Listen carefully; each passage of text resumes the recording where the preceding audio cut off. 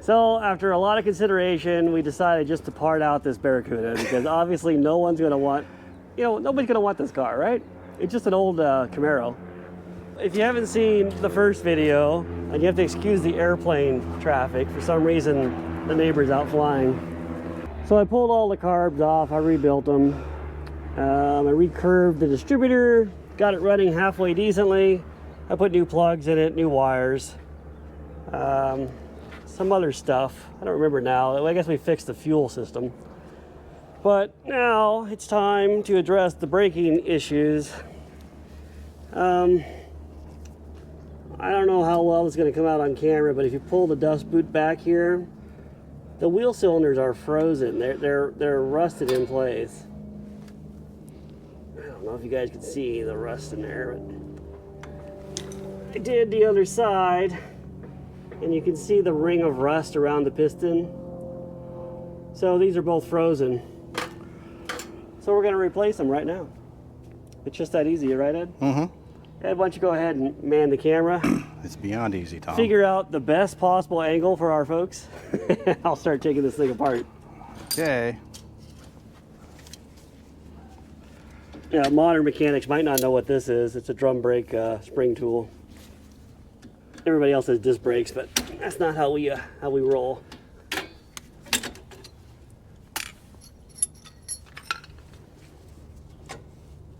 I don't know if I mentioned this, but we're also going to change the axle seals. They're both leaking. I did the other side. You can see it's been leaking for a while. And this side's about the same, I imagine. It just goes to show you when you park your car and you let it sit for a long time, there's a lot of stuff that goes bad. I don't even know how you'd prevent this. I mean, silicone brake fluid might prevent it, but that's what this car has. Now, I don't know if the owner flushed the system properly when he converted it to that. But one of the main benefits of silicone fluid is it doesn't take your paint off. The car has nice paint. regular like .3 brake fluid actually will give you a firmer pedal than silicone fluid, but it's more corrosive. Parts are already flying. We don't need this, we don't need that. Just take everything off. Yeah.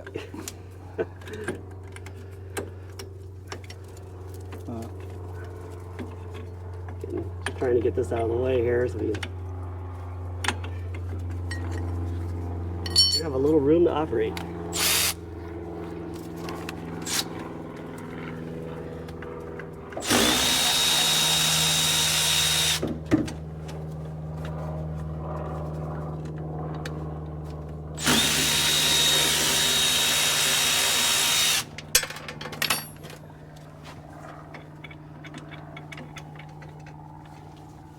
Okay, and when you replace, well, you can see there's a good good example of what it looks like. Yeah.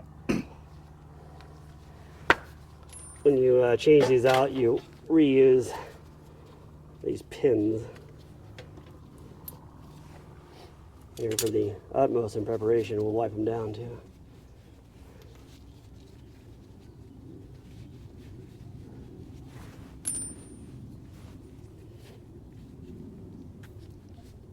And you just pop them back in so the dust boot lands in that groove.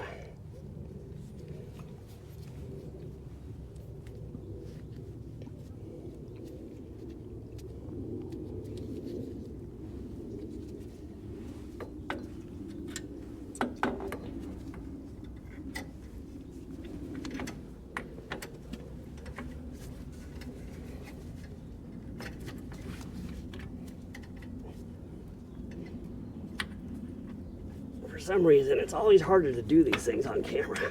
Yeah. You can always pause it, Tom. That's cheating, though. So there's lots of different wheel cylinders for these cars. You got to make sure you get the one that fits it.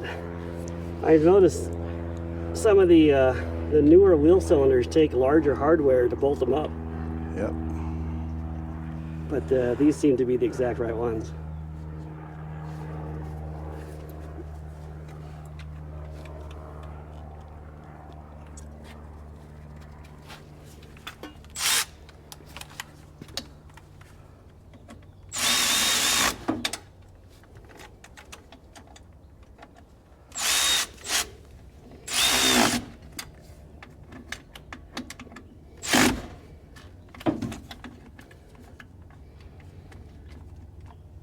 old days, I'd use my air ratchet on this, but I think air ratchets are old-fashioned now, and only old people have them.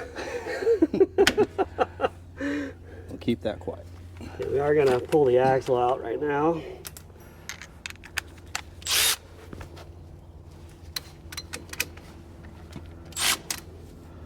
Wow, look at that. Somebody's put in a larger nut than what, what they come with. Nobody move, I gotta get a bigger socket. Okay, we're back. I don't know what's going on. Is that metric? It's bigger than 9/16 and smaller than 5/8. You know what? Maybe it just needs to be beat on. Yep. Whenever you run into situations like this, just Get bring out your hammer. Get a hammer. Oh, that is not. That is. There you go. Just use your hammer. Yep. Apparently the nut had some burrs on it.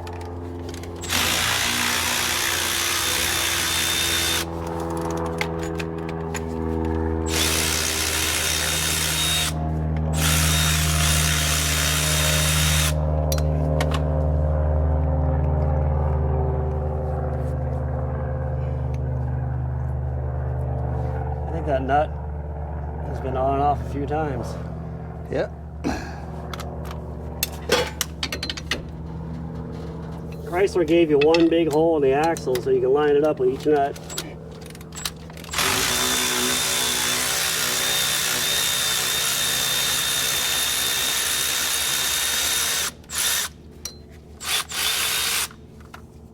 These axle bearings on the 8 3/4 are lubricated by grease. They're not actually, they don't run in gear oil. So you gotta pack them when you put them together for the first time.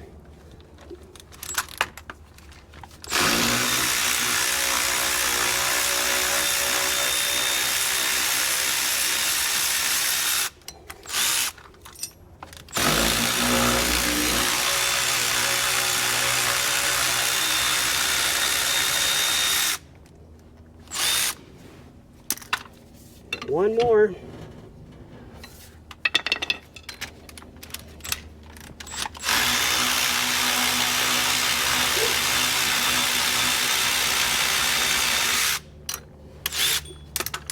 A lot of people on old Chryslers will put in a wheel bearing called a green bearing, and it's mostly for drag racing, but people run them on the street.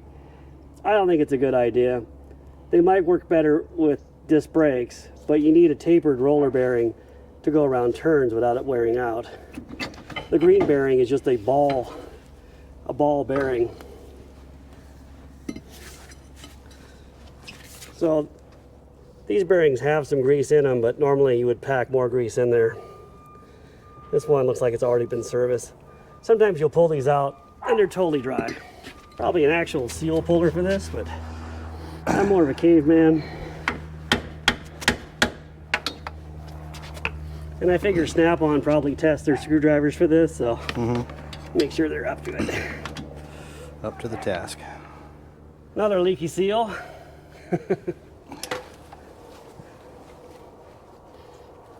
Wipe out some of this mess.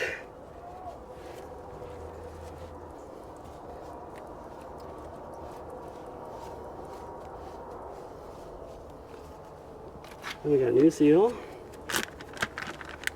Right there.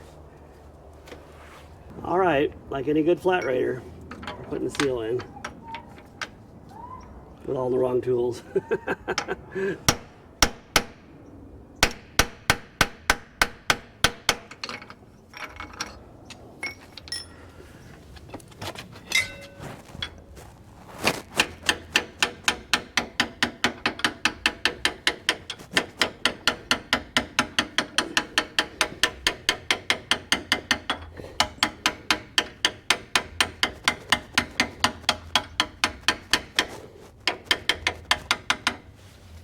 All right, certainly good enough, huh?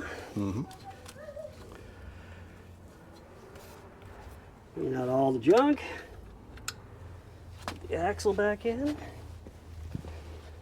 Not gonna grease these because they have plenty of grease on them.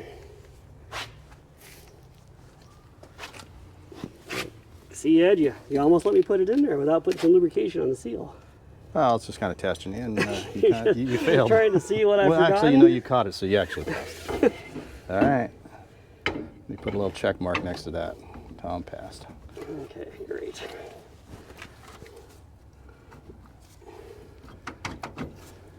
Now drive that in like a nail. I have no idea what gears are in this car. I guess we'll figure that out when we go for a drive. You go on the freeway. I know he said it had 410s. Let's see. It looks like it has a number 742 case. So that would be, they didn't have those in 70, right? No, it'd be 489, but 742 is a clutch type sugar grip usually. Yeah, it's the good one. The rebuildable ones, right? Everybody looks for the 489s, but Yeah, the 489 is like I think it has a bigger diameter pinion, Yeah. so it might be a little bit stronger. yeah, I believe they have the crush sleeve as opposed to the heck, which is the opposite either way.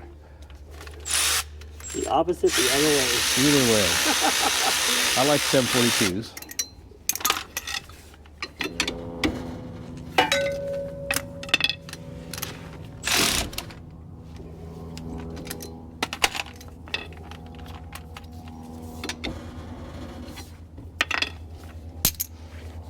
Throwing sockets down, wrenches down.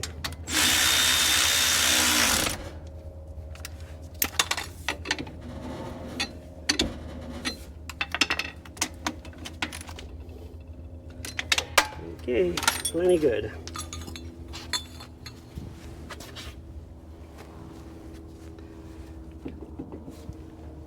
The axle on the other side has an adjuster. You can adjust the end play. This side is just fixed. This guy, put it on the correct way this time. Last time the spring was on the back side, which is not correct. No bueno. But I wasn't the last guy in here. Nope.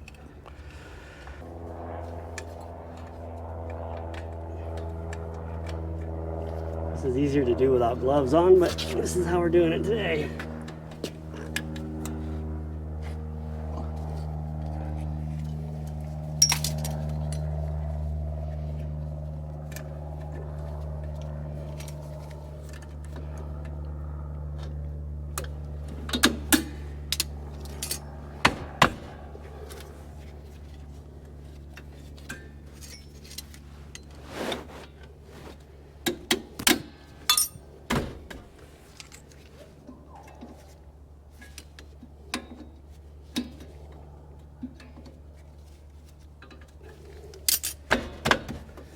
Okay, so now we have a non-rusty wheel cylinder in place. We'll hook the brake line back up here. What's funny is the brake fluid actually looks nice and clean, but the wheel cylinders are all rusty.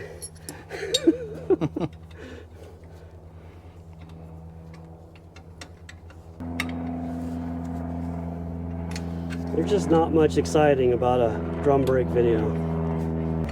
Ed and I are old enough that all the cars had drum brakes, even on the front. Yep. Yep. I had a 71 Roadrunner that when it rained a lot and you drove through deep water, you had to make sure your brakes were dry before you needed them. And that's the funny thing about drum brakes. They're not, if you understand what you've got, they're okay. But they're not user-friendly if you're not paying any attention to your car. All back together like it never happened. What do you think about that, Jerry? He doesn't have anything to say about it. No comment. We did have some comment, I guess. There was. All right, Ed. Let me put the drum on. Jerry. Hey, Jerry. This car is too low on the ground. I make that a little tighter.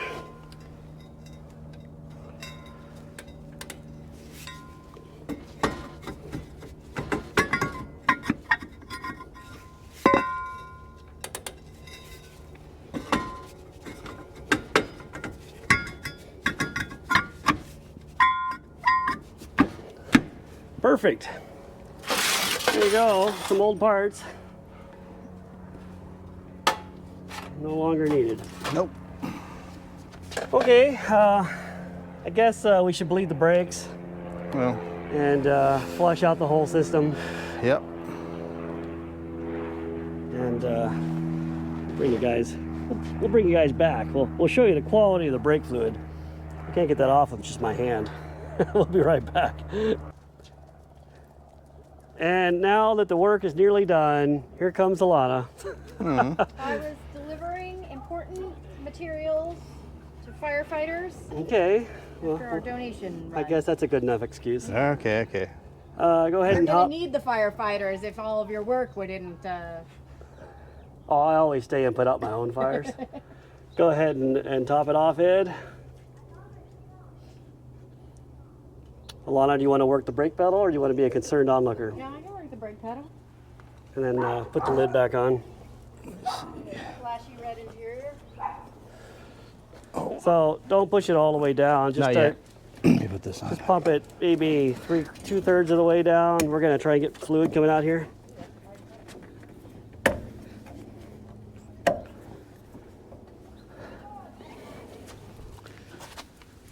Well, we are getting some fluid movement. I don't know if you guys can see the bubbles. Hey, Jerry. Keep going, Alana. It's got air in it. You want me to start going to the floor now? Yeah, you can go all the way with it. Hey, hey, hey. No. Even though you're a red dog, it's the wrong color red inside. I know. Putting in we don't want that. new silicone fluid. Tom Parker might know. Although the silicone fluid in this car was not bad looking. Now the dogs are upset about this. They only like .3. Hey, zip it. All right, we have still some stragglers coming through here. Let's check the other side.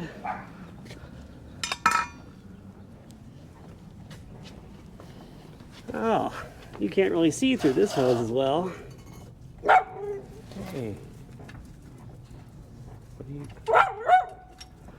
The dog is very, very loud. The YouTube community is having to plug their ears because of this. There's You work can going on see here. there is some fluid coming out. Now the pedal's all light. Is Ed, did you refill the master? Nope, I can do it now. Stop. Like any good Keystone Cops episode, we do things multiple times. You always want to make sure your master does not go dry while you're doing this process. Still a little bit. I don't think we'll have too hard of a time bleeding it because it had a good brake pedal. It was just frozen, which might be too good of a brake pedal. All right, Lana, back to the pedal. Back to the pedal.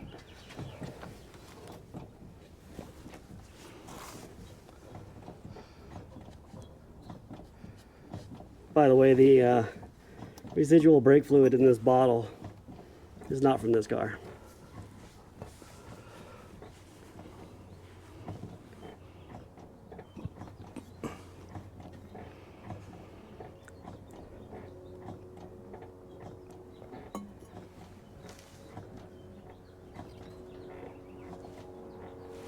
Really not a very glamorous job. There's the other view for you.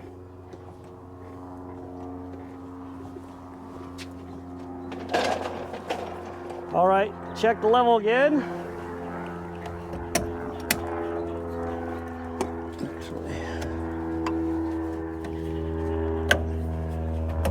What's the matter, Ed? Is that hard to get on and off? No comment.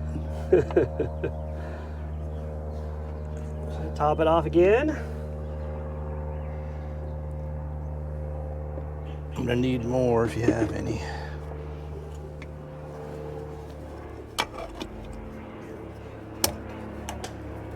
All righty, Lana, should be good again.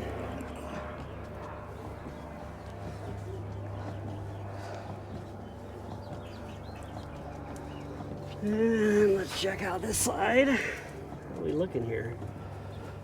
Well, maybe some air still in it.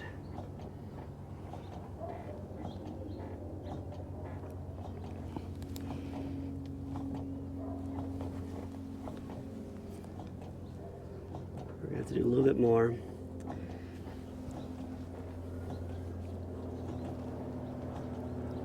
I don't want to bore you guys with all the tedious details. Let me bring you back when we get more air out of this thing. Who's bored? I'm not bored. Lana's not bored about it. I'm multitasking. I'm doing some paperwork. That is why she's upper management. And here we are, 10 minutes later, which in human terms is not that long. The level's topped off for the final time. I think we have a good pedal with no air in it.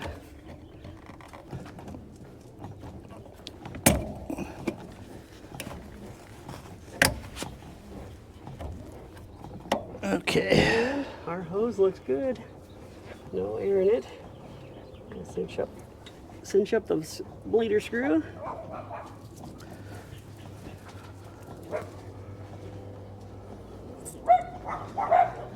And this guy, also looking good. Murky fluid, but like I said, that fluid mostly didn't come out of this car. The jar was dirty.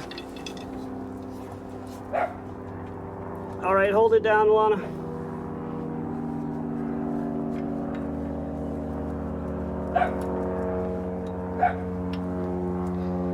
All right.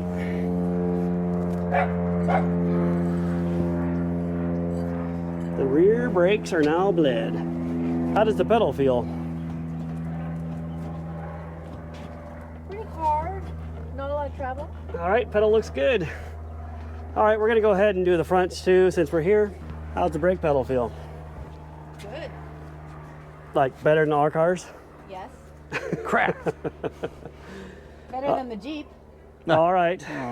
There's been some complaints about the brakes on our Jeep, but we'll look into that next. They were Tom's complaints, by the way. He drove it and then he complained. I just said that the pedal was a bit low.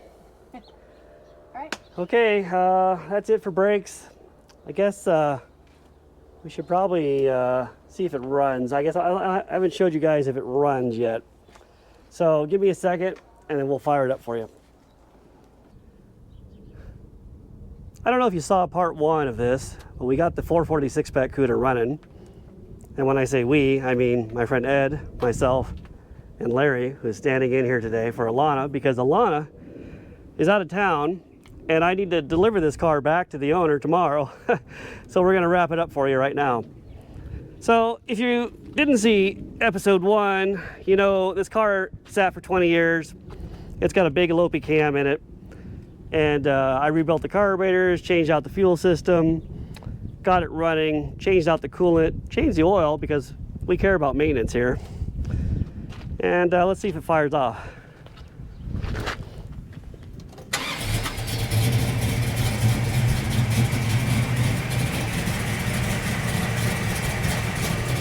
Up and running.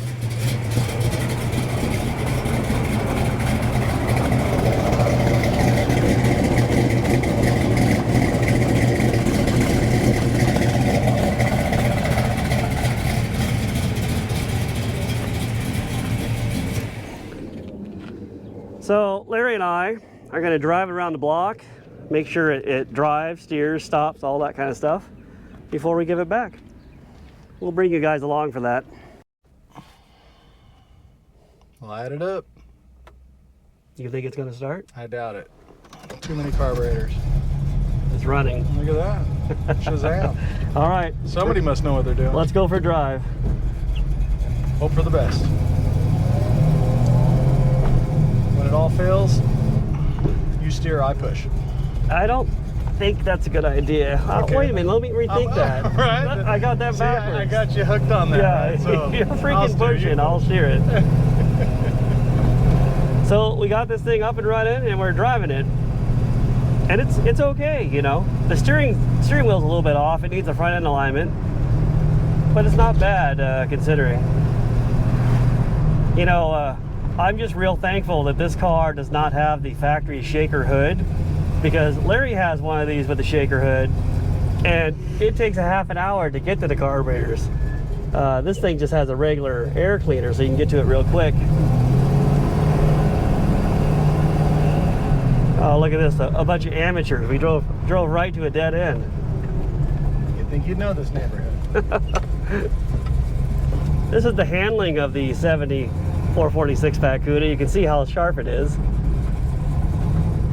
This is, people do drifting like this. We're not going quite that fast. Almost had it on 3 wheels, Tom. Yep. Could have been 64 Impala. You know, I just realized we got a full tank of gas, so we could probably go like 75 miles. If you're lucky. That's with me pushing and you steering, last I heard. Might be able. That's a hybrid. We'll up it to 100 miles with that kind of range. So I would say that, considering that this thing has a big cam in it, like 245 at 50 and 510 lift, it has fairly good drivability, considering the idle's pretty rough. I recurved the distributor, so it's got a lot of initial timing in it. Actually, I'll show you guys the specs of all that a little later. I'll show you what I did to the carburetors too.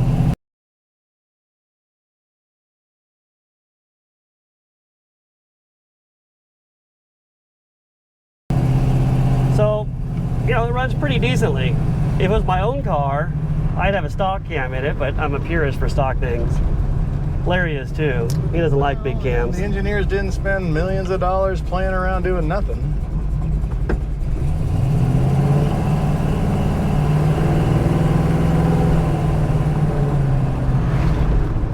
It's got pretty good pickup. It's a model made before catalytic converters, so it'll run good on regular gas.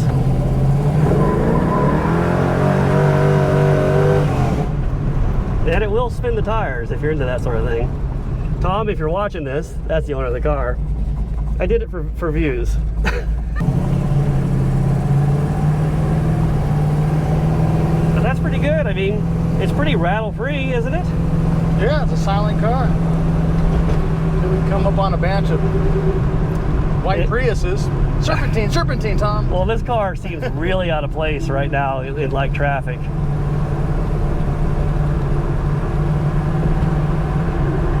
Although it is a hybrid in that it burns gas and oil, so it's not just burning one fuel.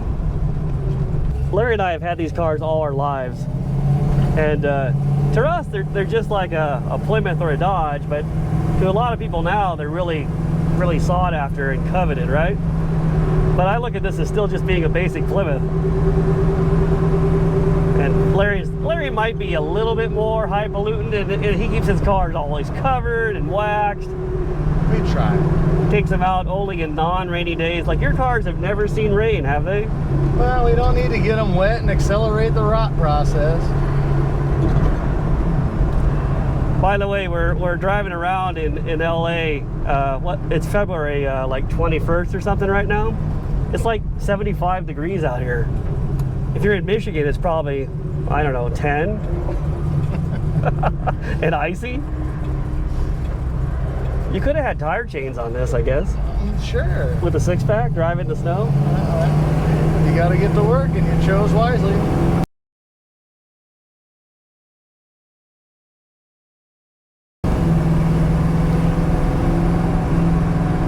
So, I mean, I think it's ready. I don't know what else I can do to it. Once it's off idle, you wouldn't know it had such a radical cam in it. Of course, there's other people on the internet that have like really radical cams, so they're looking at this thing like it's a toy, you know. Yeah, it is a daily driver. If you've got some kind of twin turbo LS or twin turbo big block Chevy or whatever, that's a whole different generation of power. This is old-fashioned power. And I think I said this already once before in the video, but if you've got a 6-pack, in the words of Dick Landy, you have multiplied the problems of a carburetor by 3. And I've worked on a lot of these cars now, and I would agree with that statement 100%. And if you've got a shaker hood, it's even more of a problem. All right, well, I think that's going to be a wrap. I'll try to get Alana back in the near future. She's too busy out there doing new car reviews. But she's missed out on driving this thing, and it's going back to the owner tomorrow. At any rate, thanks for watching, and we'll catch you next time. Until next time. No more to say? Larry's not mute. He does speak once in a while. Yeah, once in a while. Only when Tom runs his shin into the trailer hitch. Oh yeah, we tried to film that, but we were busting up laughing too hard. I couldn't get it on footage. But anybody that's ever done that knows the sound of it. Yeah, it's always convenient having the hitch in place, but All right. until you find it with your shit. Like, how am I gonna film that? You're freaking doing that. That convenience of keeping the trailer I'm afraid to run into it. installed regularly. I'm afraid to run into the freaking thing. No, don't, you can't do that again. That's unchecked. Dude. All right.